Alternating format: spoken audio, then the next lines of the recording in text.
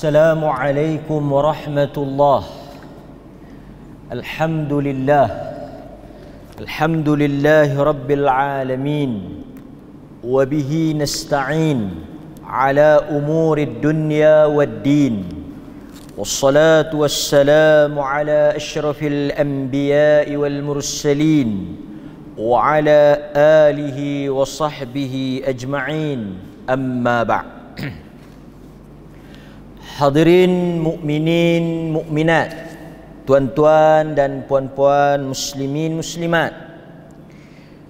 Alhamdulillah, dengan izin dan pertolongan daripada Allah, kita dapat pada malam ini hadir dan duduk sebentar untuk kita menyambung kelas yang agak tertangguh begitu lama, yang masih lagi kita berbincang berhubung dengan mengenali generasi manusia yang terbaik, manusia yang dipuji oleh Allah, dipuji oleh Rasulullah, manusia yang sangat mulia, yang Allah redha kepada mereka. Radhiyallahu anhum wa radu an, yang mana mereka ini diredai oleh Allah. Generasi para sahabah, ini sahabat-sahabat Nabi sallallahu alaihi wasallam. Ini golongan yang wajib, yang mesti menjadi contoh dan tauladan kepada kita. Jadi kalau tuan-tuan nak mengikuti jalan yang paling selamat, jalan yang paling benar, jalan yang paling betul, jalan yang Tuhan redha, jalan sahabat Nabi. Sebab itu kita kata kita mengikuti Rasulullah melalui jalan sahabat. Kerana Nabi menyebut ma ana alaihi wa ashabi, apa yang aku dan sahabatku berada di atasnya. Siapa yang menjadi contoh dalam agama ni? Sahabatlah. Sebab itu apabila kita nak melakukan sesuatu amalan, kita akan bertanya, ada tak contoh daripada sahabat Nabi? Ada tak amalan ini diamalkan oleh sahabat Nabi? Pernahkah mereka mengamalkan bacaan dan perbuatan ini? Pernahkah perkara ini dilakukan oleh sahabat Nabi? Kerana kalaulah sesuatu itu baik, tentulah sahabat Nabi dahulu yang akan melakukannya. Lau kana khaira lasabaquna ilaih. Itu kaedahnya. Sekiranya sesuatu amalan itu baik, perkara itu baik, siapa yang akan mendahului kita dalam melakukan perbuatan tersebut? Tentulah para sahabat Nabi sallallahu alaihi wasallam. Tidak ada khilaf bahawa manusia yang paling memahami agama ni, yang dididik oleh Nabi sendiri, iaitu sahabat Nabi sallallahu alaihi wasallam. Dan pada malam ini tuan-tuan, seorang lagi sahabat yang sama-sama kita akan mengikuti sirah hidup dia, sejarah hidup dia, dan apa yang boleh kita belajar daripada cerita yang berlaku di dalam kehidupan sahabat yang sama-sama kita akan lalui pada malam ini, iaitu sahabat yang bernama Abdullah bin Umar. Abdullah bin Umar ataupun Abdullah ibnu Umar, atau lebih dikenali orang sebut Ibnu Umar. Ibnu maksudnya anak, anak lelaki. Jadi bila kita kata Ibnu Umar, anak lelaki Umar. Kalau kita kata Ibnu Abbas, anak lelaki Al-Abbas. Abdullah juga, Abdullah Ibnu Abbas, Abdullah Ibnu Umar. Sebab itu tuan-tuan hadirin mukminin, bila disebut Ibnu Umar, dia merujuk kepada Abdullah ibnu Umar. Kunyah dia. Ini secara ringkasnya. Tuan-tuan tahulah, pak dia tak perlu lagi diperkenalkan, Umar Al-Khattab. Jadi dia anak siapa? Dia anak Umar Al-Khattab. Nama dia Abdullah. Kalau tuan-tuan tengok, ramai sahabat ni namakan anak dia Abdullah. Dan kalau kita tengok, ramai juga di kalangan para ulama, di kalangan para imam, di kalangan generasi sahabat yang menamakan anak-anak mereka Abdullah. Kerana ada hadis Nabi SAW sebut ada dua nama yang paling disukai oleh Allah. Ada dua nama yang paling disukai oleh Allah. Yang pertama Abdullah, yang kedua Abdurrahman. Tapi tak apalah, kalau kita tak letak Abdullah pun tak berdosa. Kita boleh letak Abdun dengan apa-apa nama Allah. Kita boleh letak Abdul Fattah, Abdul Razzaq, Abdul apa lagi? Abdul Jabbar, Abdul Ghani, kan? Nah, yang pentingnya Abdun, kemudian kita letak nama Allah. Nama-nama daripada nama-nama Allah Subhanahu wa taala. Jadi sebab itu ramai kita tengok menamakan anak-anak mereka Abdullah, Abdurrahman, kerana itu adalah dua nama yang paling disukai oleh Allah. Paling disukai oleh Allah, iaitu Abdullah dan Abdurrahman. Jadi nama beliau ialah Abdullah ibnu Umar, anak kepada Sayyidina Umar Al-Khattab. Beliau ini bukan sahaja sahabat Nabi, tetapi beliau juga merupakan keluarga Nabi. Dia kenal kat mana? Kakak dia. Kakak dia nama apa? Hafsah. Siapa dia Hafsah? Takkan tuan-tuan tak kenal? Hafsah bintu Umar. Hafsah binti Umar, isteri Nabi. Jadi dia dengan Nabi adik ipar. Jadi Nabi dengan Umar Al-Khattab tu jatuh lagu mana? Nabi dengan Umar ni jadi lagu mana? Sahabat merangkap menantu. Jadi Umar ni bapa mertua Nabi. Dalam masa yang sama, Abu Bakar As-Siddiq juga, siapa dia? Sahabat Nabi. Dalam masa yang sama, dia juga bapa mertua Nabi. Anak dia Aisyah berkahwin dengan Nabi, madu dengan Hafsah. Nampak? Jadi tuan-tuan, Umar dia ada mengena kekeluargaan dengan Nabi melalui kakak dia Hafsah. Sebab itu Umar dikenali dengan nama kunyah Abu Hafs, bapa Hafsah. Jadi siapa yang duk bawa cerita kat bawah tu kata Umar tanam anak dia hidup-hidup, itu tak betul lah. Kerana ada anak perempuan dia yang berkahwin dengan Nabi SAW, iaitu Hafsah. Hafsah binti Umar. Baik. Kemudian tuan-tuan, kalau kita tengok juga, oleh kerana dia adalah anak kepada Umar, Sayyidina Umar, maka dia juga berketurunan Quraisy. Dia daripada keturunan Quraisy, daripada Bani Adi, Adawi, Bani Adi.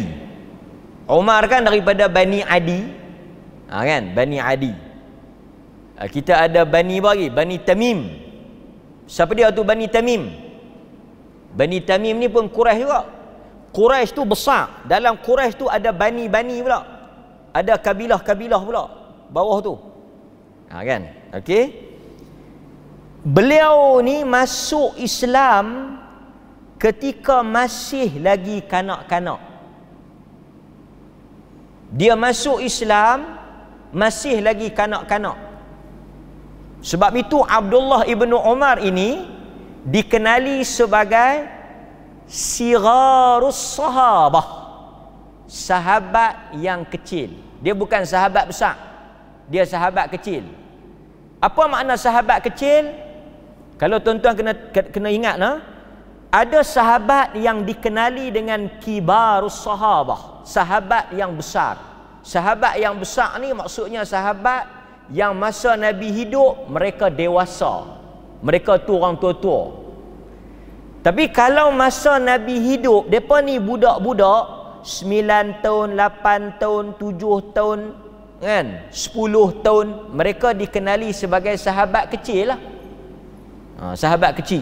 Jadi Abdullah ibnu Umar ni salah seorang daripada yang bersahabat dengan Nabi, bertemu dengan Nabi, beriman dengan Nabi, bersama dengan Nabi ketika usianya kecil.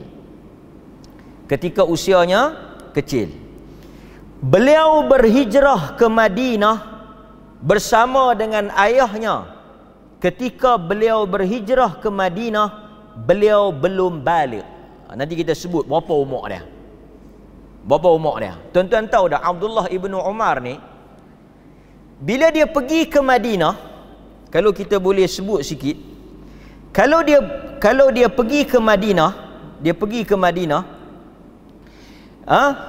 ketika peperangan Badar, masa dia hijrah tu, umur dia 10 tahun.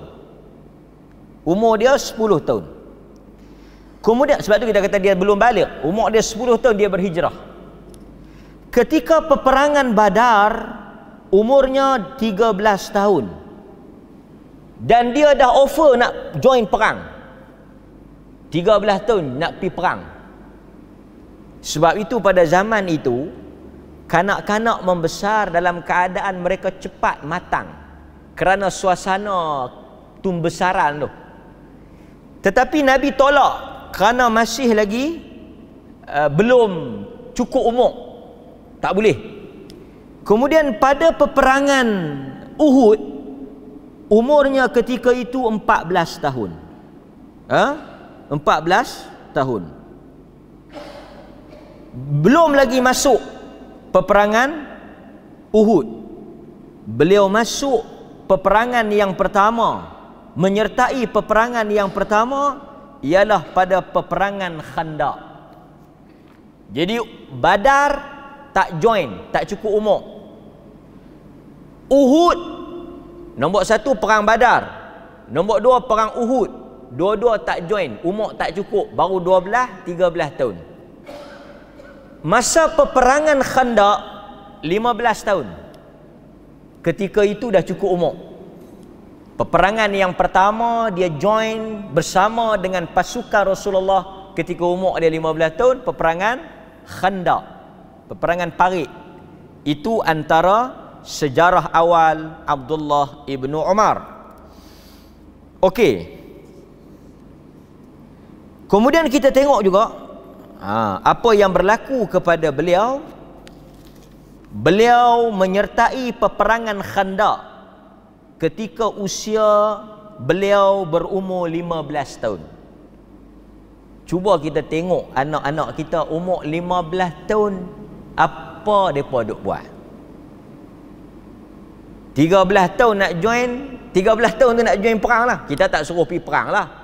Tapi artinya dia sudah matang, matured, sudah ada semangat, sudah ada pengetahuan. 15 tahun umur anak-anak kita dalam keadaan suasana sekarang ni masih mentah lagi lah kan. Itu perbandingan yang kita boleh buat. Abdullah ibnu Umar juga, ni saya sebut poin-poin penting. Di antara sahabat yang paling alim, yang paling banyak memberi fatwa, yang paling banyak meriwayatkan hadis. Bahkan para ulama menyatakan bahawa orang kedua yang paling banyak menghafal hadis, yang paling banyak hadis-hadis Nabi ada pada dirinya, Nombor 1 siapa dia? Tentulah kita tak boleh lupa. Sahabat yang paling banyak menghafal, yang paling banyak hadis di dalam dada mereka, Abu Hurairah.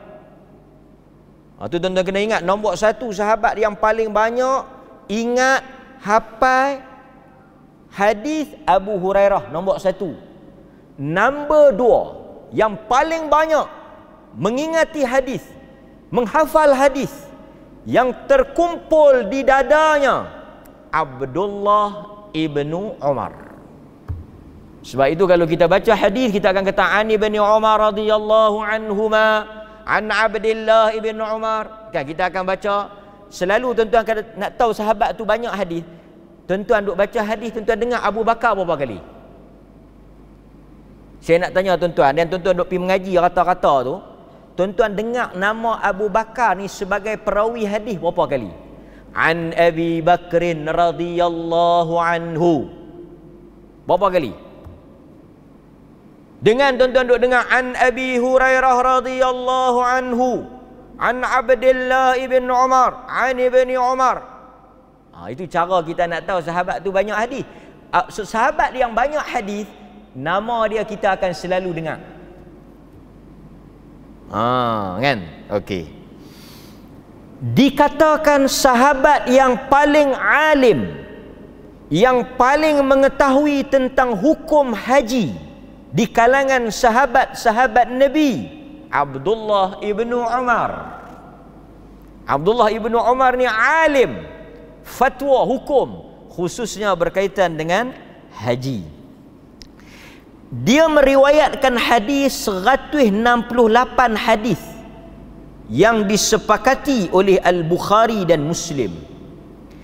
Kalau Bukhari sahaja ada 81 hadis daripada Abdullah ibnu Umar, ada 31 hadis. 81 hadis Bukhari, 31 hadis diriwayatkan oleh Imam Muslim. Daripada siapa? Abdullah ibnu Umar.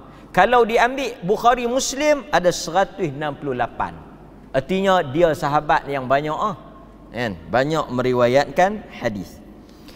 Kenapa beliau banyak hadis?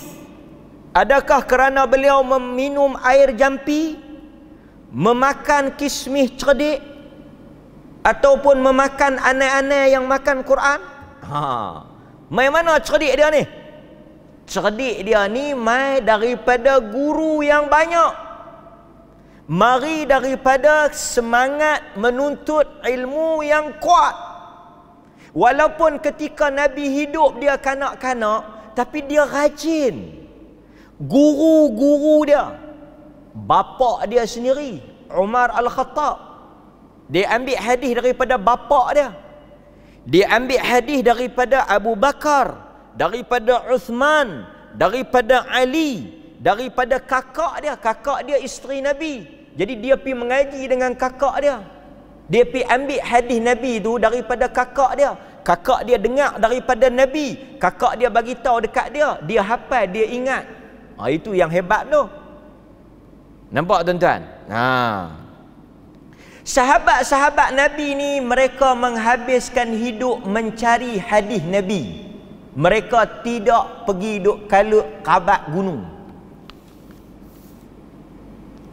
Kita ni duk kalut kabat gunung, duk kalut pergi cari telaga ni, gunung ni, gua ni. Mengaji hadis dah. Belah sekali keluar roh boleh terbang masuk badan orang. Ni pun saya akan jawab juga sikit hujung. Saya akan jawab juga sikit hujung. Roh dia boleh melompat pergi ke orang lain. Dulu tuan-tuan dengar apa yang masuk dalam badan orang ni? Apa dia? Perempuan tak tahu. Dia tu perempuan tak tahu. Apa dia? Hantu masuk dalam badan. Dulu kita dengar hantu masuk dalam badan. Boleh tak hantu masuk dalam badan? Boleh. Lah ni bukan hantu saja masuk dalam badan. roh pun boleh masuk. Roh saya boleh masuk dalam roh ni kameraman ni. Jadi tuan-tuan kadang-kadang tengok saya tapi sebenarnya bukan roh saya ni. Mungkin roh orang lain. Roh saya pergi mana? Mungkin roh saya duduk lena di rumah. Jadi kadang-kadang tuan-tuan tengok kawan ni, aku tengok hari tu dia cengih, ni dia melawak elok. Masa dia cengih tu roh lain, masa dia melawak tu roh orang lain. Siapa yang ajak ni? Bukan Tok Sami, bukan Tok Cha. Yang ajak kata roh masuk dalam badan orang ni bukan Tok Sami, bukan Tok Cha, Tok Guru. Kalut dah kita ni. Bukan ayam saja naik harga kita kalut. Hari tu kita kalut ayam naik harga, ayam tak ada lah kita kalut, roh masuk. Saya bimbang bila ayam tak ada, roh kita masuk dalam ayam. Tuan-tuan bisa tengok tak cerita Hindustan? Tak, kita tak cerita Abdullah bin Umar, tak apalah, cerita bi ya. Bisa tengok cerita Hindu. Hindu ni dia ada kepercayaan tau. Saya tengok cerita Hindu tu lah. Kalau Hindu tu bohong, cerita tu bohong lah. Sama juga dengan cerita Cina. Saya tengok juga sikit-sikit. Kalau siapa-siapa yang buat baik, ni cerita, tuan-tuan kena bagi ketahuan tak? Dengar bagi elok-elok. Ni saya nak cerita Hindu dengan cerita Cina. Siapa-siapa yang buat baik, roh dia akan masuk ke dalam roh orang lain yang dinamakan apa? Kelahiran semula. Tapi syarat dia kena buat baik. Jadi dia akan lahir, tuan-tuan akan buat baik, nanti mati akan lahir semula. Roh tuan-tuan akan masuk dalam orang baru. Orang baru. Kelahiran semula. Faham tak? Tapi kalau tuan-tuan jahat, main nombor ekor, menipu orang, minum arak, jahat, tuan-tuan akan lahir juga. Tapi roh tuan-tuan akan masuk dalam katak, masuk dalam lembu, jadi binatang. Awal-awal dulu orang, lepas tu jahat, bila lahir pula roh tu masuk. Ni dalam kepercayaan Hindu, kepercayaan Buddha, kelahiran semula. Tiba-tiba hari ni ada orang mengajar benda yang sama. Sebab itu tuan-tuan, ini kepercayaan yang bukan daripada Islam. Tak ada dalam Quran, tak ada dalam hadis. Kepercayaan ini diambil daripada ajaran lain, bukan daripada Islam, kepercayaan roh ni. Hadirin mukminin, mudah-mudahan kita berhati-hati. Kemudian tuan-tuan, kalau kita tengok beliau meninggal dunia, beliau meninggal dunia ketika berusia 85 tahun. Maknanya umur dia panjang lah. Beliau meninggal dunia ketika umurnya 85 tahun pada tahun 73 Hijrah. Di antara anak murid dia, di antara anak murid dia siapa dia? Di antara anak murid dia Nafi'. Ini hamba dia, bekas hamba dia. Di antara anak muridnya juga anak dia sendiri, Salim. Nampak? Salim, anak murid dia, anak dia. Sa'id ibnul Musayyib. Kalau tuan-tuan bisa dengar nama Sa'id ibnul Musayyib. Sa'id ni bukan sahabat, dia tabi'in. Dia anak murid Abdullah ibnu Umar. Di antara anak murid dia juga Mujahid bin Jabr. Ini di kalangan tokoh-tokoh tabi'in ni. Tabi'in besar, Mujahid, Sa'id ibn al-Musayyib, dan satu lagi Thabit al-Bunani. Ni siapa dia? Nama-nama ni tak pernah dengar pun.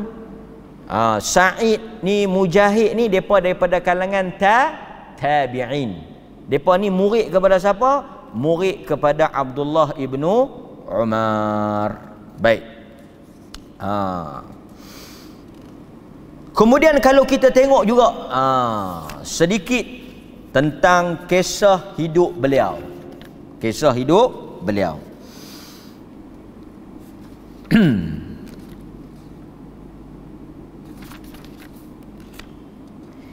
Abdullah ibnu Umar terkenal seorang yang sangat kuat beribadah. Salah satu benda yang kita nak contohi Abdullah ibnu Umar ni, dia sangat kuat beribadah. Nabi SAW pernah memuji Abdullah ibnu Umar ni. Nabi puji. Nabi kata, sebaik-baik lelaki, ni'mar rajul. Siapa yang bagi pujian ni, rekomendasi ni? Nabi kata sebaik-baik lelaki Abdullah ibnu Umar. Tu Nabi kata sebaik-baik lelaki, sebaik-baik manusia daripada kalangan lelaki ni Abdullah ibnu Umar. Dia the best. Nabi kata kalaulah dia salat pada waktu malam, dia tidak akan tidur sampai subuh. Maknanya dia satu orang yang rajin qiyamul lail.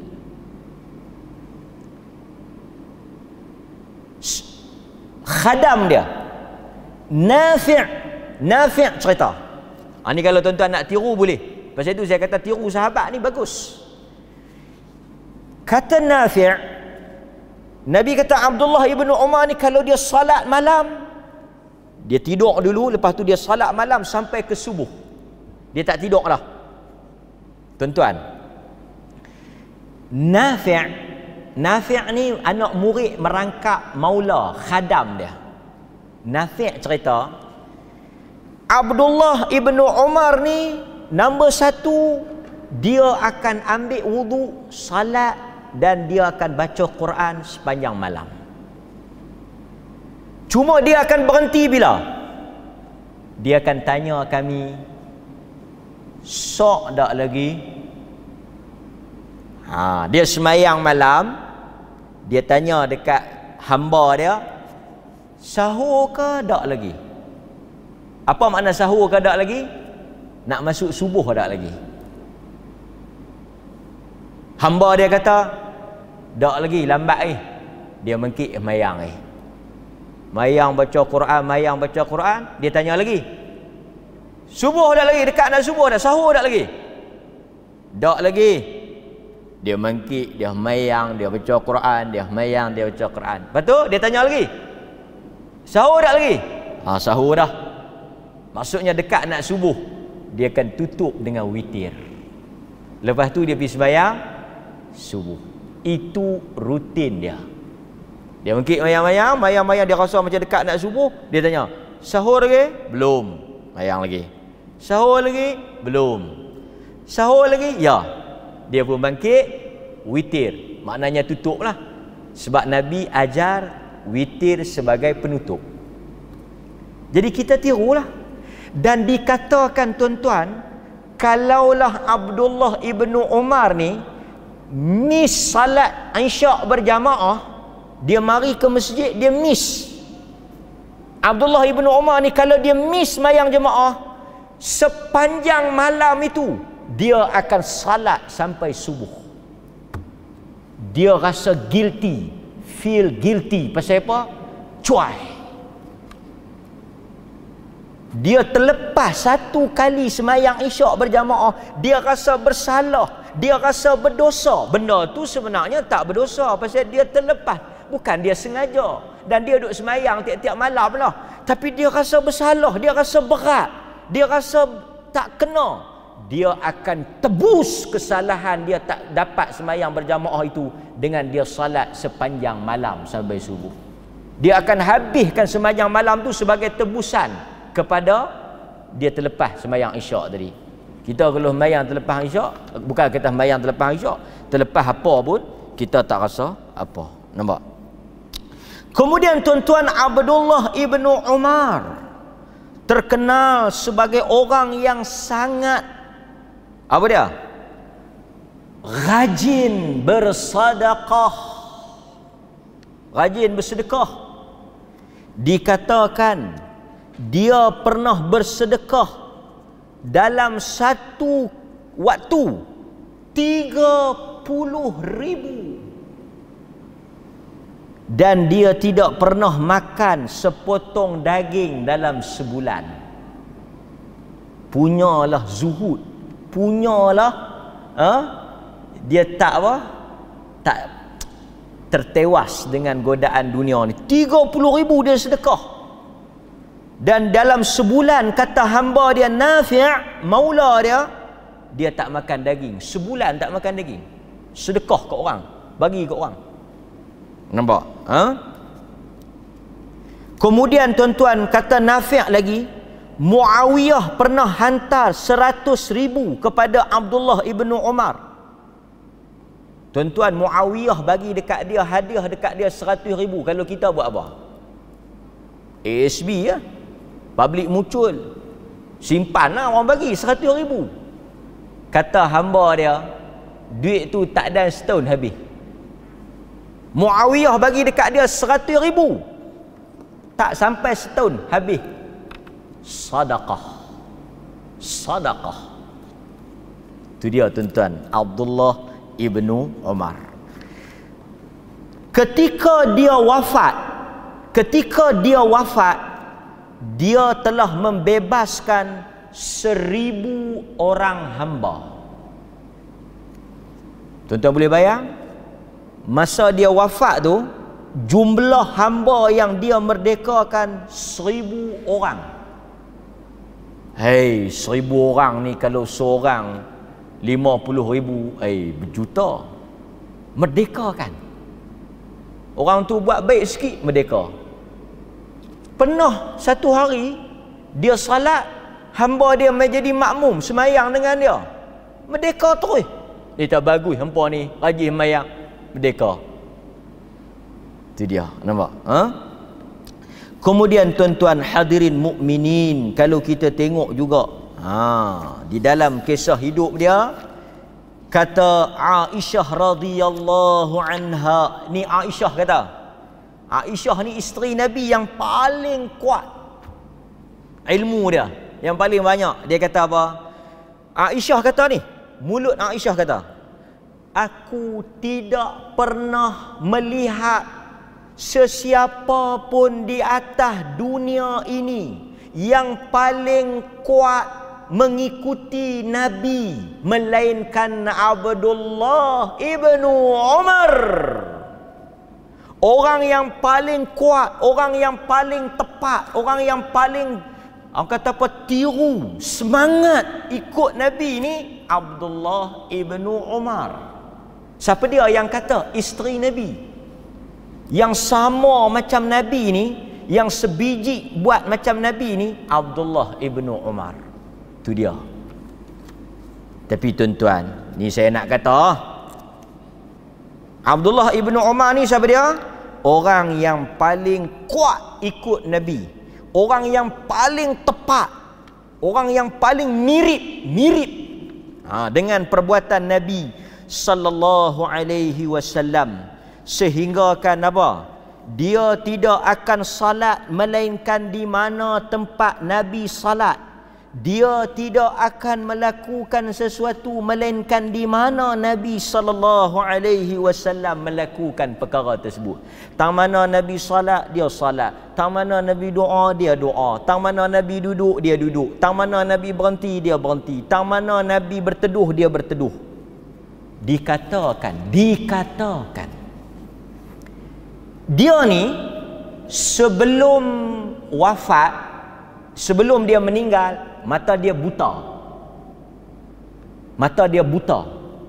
Antara sebab mata dia buta, riwayat menyebut dia membasuh dalam mata ni. Dia basuh dalam mata ni. Sebab dia ambil wuduk ni, dia basuh sampai dalam mata. Dikatakan dia melihat Nabi melakukan hal itu. Artinya dia begitu semangat sehingga bila dia lalu tempat yang Nabi tunduk, kerana dulu ada pokok, Nabi tunduk lah, pokok tak ada, dia tunduk. Orang tanya, hang buat tu pasal apa? Pasal Nabi buat. Nampak tuan-tuan? Itu semangat yang ditunjukkan oleh Abdullah ibnu Umar. Sekali lagi kita akan tengok lagi betapa semangatnya dia ikut Nabi SAW. Tapi tuan-tuan kena ingat, kalau sebut Abdullah ibnu Umar, cerita yang paling masyhur, kisah yang paling masyhur, dia orang yang paling kuat ikut Nabi. Nampak? Dia mempunyai 2 orang isteri, dikurniakan oleh Allah 16 orang anak, 12 orang lelaki dan 4 orang wanita, seperti mana yang disebut oleh Az-Zahabi dalam Siyar A'lamin Nubala. Itu apa yang maksudnya, dia anak ramai lah, anak ramai. Baik. Kemudian tuan-tuan hadirin mukminin, kata para ulama, ada 7 orang yang dianggap sahabat yang paling alim dan paling banyak mengeluarkan fatwa. 7 sahabat yang paling alim, banyak mengeluarkan fatwa. Siapa dia? Yang pertama, tuan-tuan ingat ni 7 orang ni. 7 orang alim, banyak berfatwa, hebat di kalangan sahabat yang menjadi rojokan. Ada 7. Umar Al-Khattab, Ali bin Abi Talib, Aisyah radhiyallahu an, Abdullah bin Mas'ud, Abdullah ibnu Abbas, Zaid bin Thabit, Abdullah ibnu Umar. Kita ulang sekali lagi, 7 sahabat yang paling banyak berfatwa, yang paling banyak memberikan hukum, rojokkan seluruh sahabat-sahabat yang lain. Umar Al-Khattab, Aisyah radhiyallahu anha, siapa dia lagi? Ali, Abdullah ibnu Abbas, Zaid, Abdullah ibnu Mas'ud dan Abdullah ibnu Umar. Jadi 7 dipanggil faqih di kalangan sahabat, alim. Baik. Kemudian tuan-tuan hadirin mukminin, kalau kita tengok juga, dia pernah menyiram satu pokok supaya pokok tu tak mati. Dia suruh jurus pokok tu tak mati pasal apa? Pasal Nabi berteduh di pokok tu dan dia nak berteduh di pokok tersebut. Maksudnya dia nak ikut Nabi SAW sampai ke tahap itu. Baik tuan-tuan hadirin mukminin, dan Nabi SAW sendiri pernah menggelar Abdullah bin Umar ni sebagai apa? Rajulun salih. Hafsah cerita tentang Abdullah ibnu Umar, Nabi kata rajulun salih, dia lelaki yang salih. Nabi kata, itu pujian Nabi kepada Abdullah ibnu Umar. Kemudian kata hamba dia lagi, ni kita kenal Abdullah ibnu Umar, dia tidak pernah berpuasa ketika musafir, dan dia senantiasa berpuasa ketika berada di kampung dia, di Madinah. Tuan-tuan dapat tak? Kalau dia musafir, dia tak puasa. Tapi kalau dia tak musafir, dia puasa. Banyak puasa ke tak? Dia banyak puasa ke banyak buka? Banyak puasa lah. Dia hanya tak puasa kalau musafir. Tuan-tuan ingat, Abdullah ibnu Umar ni dia hanya tak puasa kalau musafir. Dan salah satu daripada sifat Abdullah ibnu Umar ni apa dia? Dia sangat keras di dalam berfatwa. Dia antara orang yang syadid lah, yang ketat dalam fatwa. Nampak? Baik hadirin mukminin, itu sedikit sebanyak apa yang boleh kita ambil tentang Abdullah ibnu Umar. Nampak? Okey. Sekarang kita tengok ada 2 kisah menarik berkaitan dengan Abdullah ibnu Umar yang boleh dijadikan panduan kepada kita. 1, hati dia sangat lembut sehingga kan ketika dia membaca ayat surah Al-Hadid ayat 16, diceritakan oleh hamba dia Nafi'. Banyak kita dengar Nafi' kan? Nafi' ni duduk dengan dia. Nafi' kata ketika Abdullah ibnu Umar membaca ayat surah Al-Hadid ayat 16, alam ya'ni lil ladzina amanu an takhsha'a qulubuhum li dzikr. Dia akan menangis sehingga pingsan. Menangis sungguh-sungguh sehingga dia katakan menangis itu menyebabkan dia macam nak pingsan lah, macam hilang ingatan. Punya dia takut dengan ayat ni. Tuan-tuan balik cari apa makna surah Al-Hadid ayat 16 yang apabila dibaca oleh Ibnu Umar hatta baka, dia menangis sehingga dia seakan-akan nak pingsan lah. Punya takut dengan ayat tersebut. Itu apa yang disebut oleh Nafi' maula kepada Abdullah ibnu Umar. Baik. Kemudian kita tengok juga kata Jabir bin Abdullah. Ini Jabir bin Abdullah kata. Jabir bin Abdullah kata, aku tidak pernah melihat sesiapa pun yang tidak cenderung kepada dunia melainkan Abdullah ibnu Umar. Jabir ni sahabat Nabi, dia kata aku tak pernah tengok orang yang tidak kejar dunia, yang tidak tertewas dengan dunia ni melainkan Abdullah ibnu Umar. Itu pujian yang diberikan kepada dia. Nampak? Kemudian tuan-tuan kalau kita tengok apa lagi kisah menarik yang disebut oleh Abdullah ibnu Umar. Antaranya ni kata-kata dia. Kata-kata dia kata apa? Ini dia kata, Abdullah ibnu Umar kata, tengok perkataan dia sangat cantik. Dia kata seseorang itu tidak dianggap berilmu melainkan dia memiliki 3 ciri. Abdullah ibnu Umar kata seseorang itu dianggap tak ada ilmu melainkan dia ada 3 perkara. Nombor 1, dia tidak dengki dengan orang yang di atasnya. Ini ambil kata-kata Abdullah ibnu Umar ni. Abdullah ibnu Umar kata satu orang yang dianggap berilmu, beriman, bertakwa, orang yang bagus, dia ada 3 benda. Nombor 1, dia tidak dengki dengan orang yang lebih daripada dia. Yang kedua, dia tidak menghina orang yang kurang daripada dia. Nombor 1, dia tak hina orang yang di atas, dia tak dengki pada orang yang lebih. Yang kedua, kalau orang tu kurang daripada dia, dia tak pelekeh.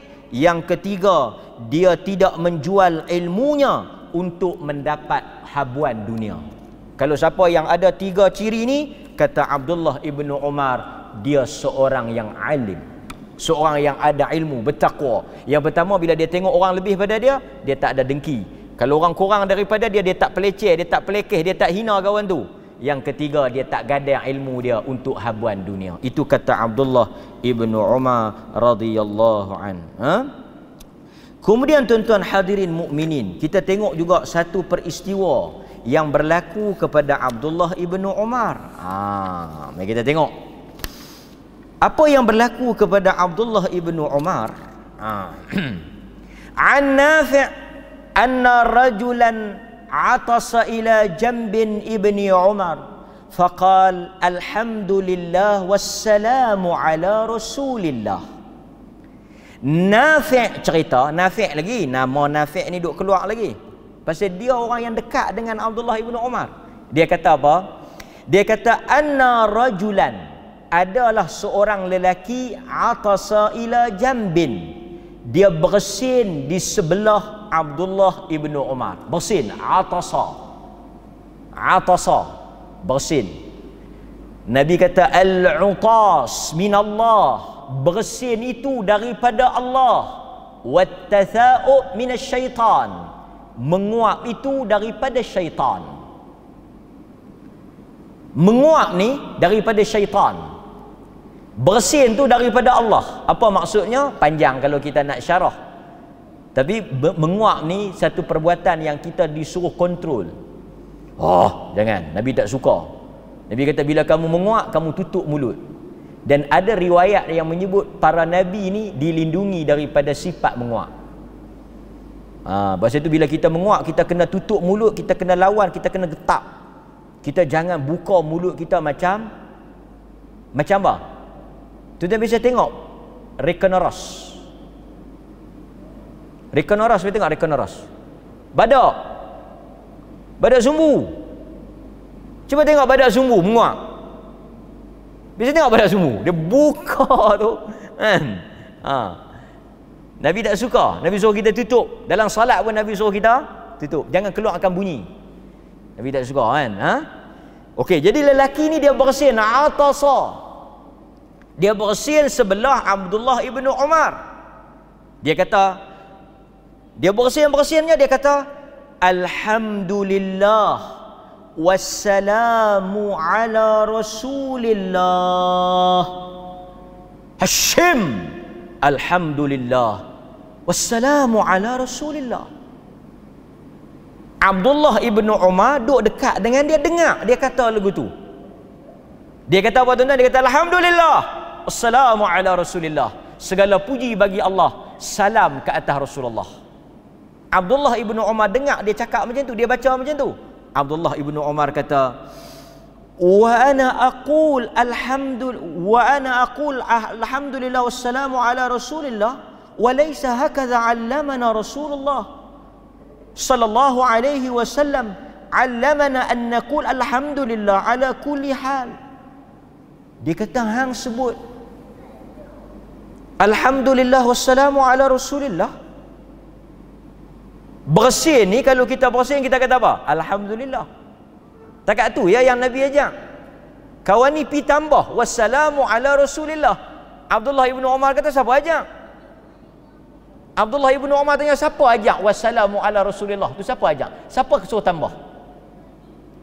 Saya ingat kalau kawan ni jawablah, apalah salahnya Abdullah, wassalamu ala rasulillah itu juga makna dia baik. Saya ingat kena penampak.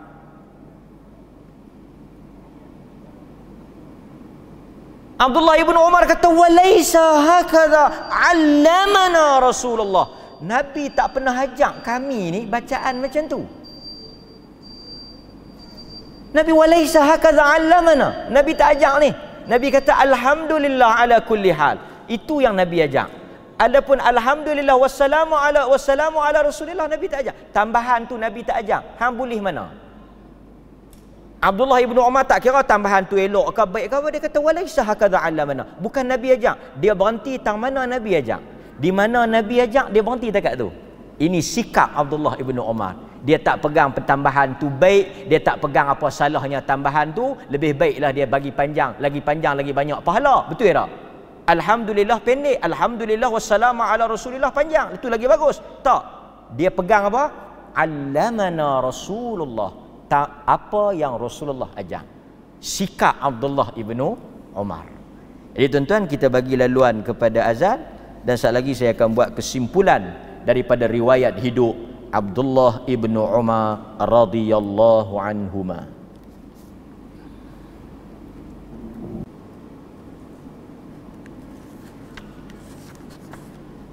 Hadirin mukminin, kesimpulan yang boleh kita buat daripada kisah Abdullah ibnu Umar ni, antara petikan hadis tadi ni sangat halus.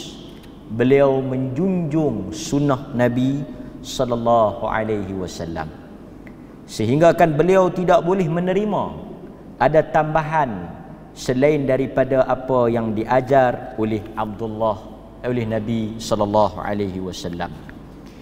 Cuma tuan-tuan hadirin mukminin, antara benda yang dilakukan oleh Abdullah ibnu Umar ni yang boleh dikatakan melembutkan hati manusia. Antara yang menarik yang diriwayatkan berhubung dengan Abdullah ibnu Mas'ud ni, Abdullah ibnu Umar dia tidak pernah makan melainkan berada bersama-sama di dalam hidangan itu anak yatim. Ini juga satu lagi yang menarik berhubung dengan Abdullah ibnu Umar. Abdullah ibnu Umar la ya'kul ta'aman.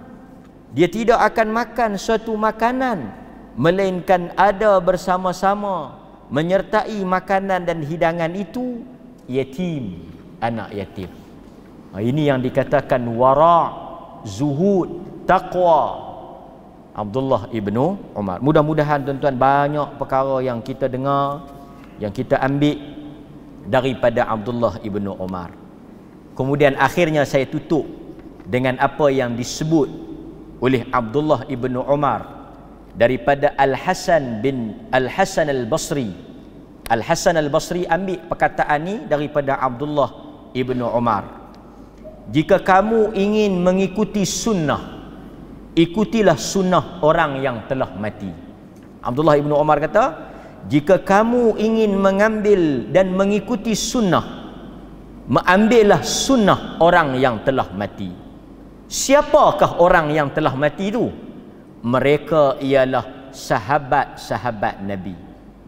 Kerana mereka adalah orang yang paling baik, hati yang paling suci bersih, yang paling dalam ilmunya, yang paling kurang takallufan.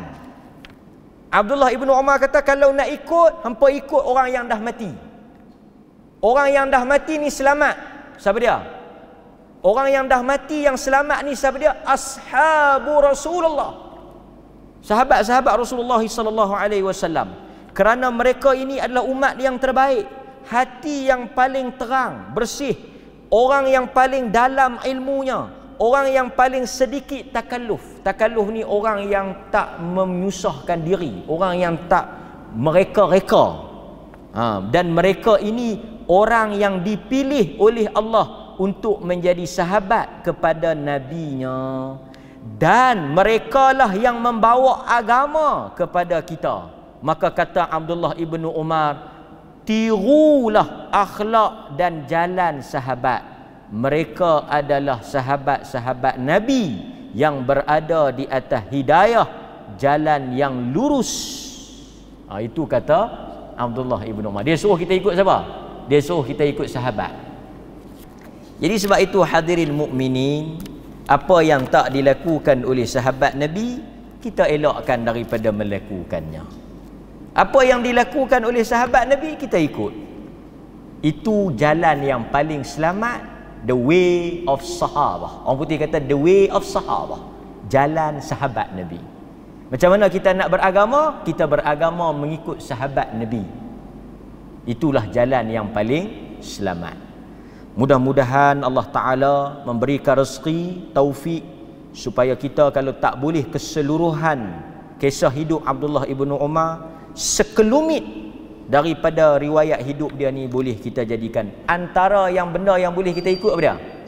Semangat dia nak ikut sunnah, semangat dia nak tiru Nabi, semangat dia nak amal apa yang Nabi amal. Ambil tang tu pun dah besar dah. Wassallallahu ala nabiyyina Muhammad wa ala alihi wa sahbihi wasallam. Walhamdulillahi rabbil alamin. Assalamualaikum warahmatullahi wabarakatuh.